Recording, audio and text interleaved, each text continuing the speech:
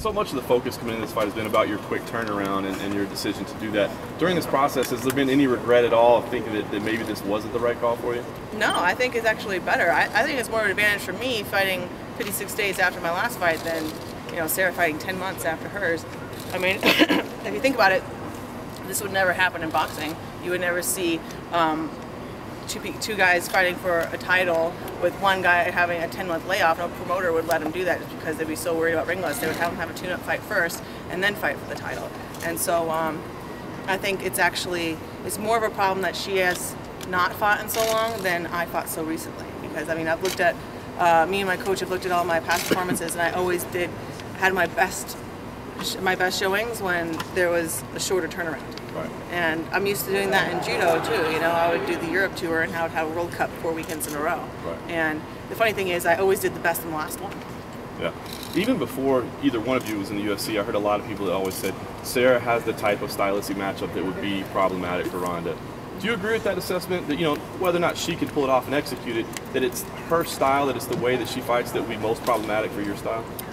Well, I don't want to give anything away, but you know, everybody presents their own unique problems, and she brings her own unique things to the table.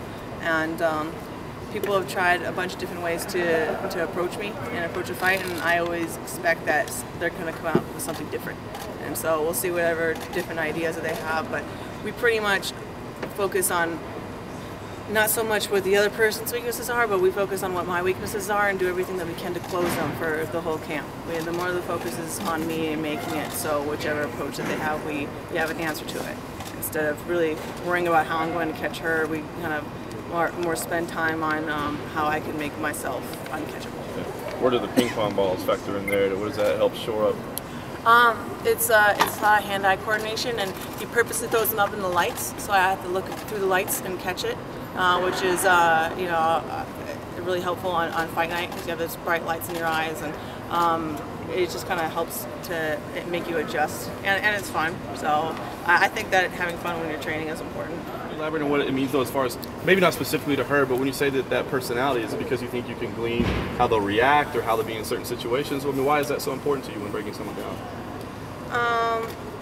Yeah, it just tells you what their tendencies would be. You know, Sarah is, you know, on paper she's an amazing athlete, and athletically you could say that we're very close to equals, and that's why people are, you know, so excited about this fight. But I think that I'm more of a fighter than she is. I could tell that this title is not as important it is to her as it is to me.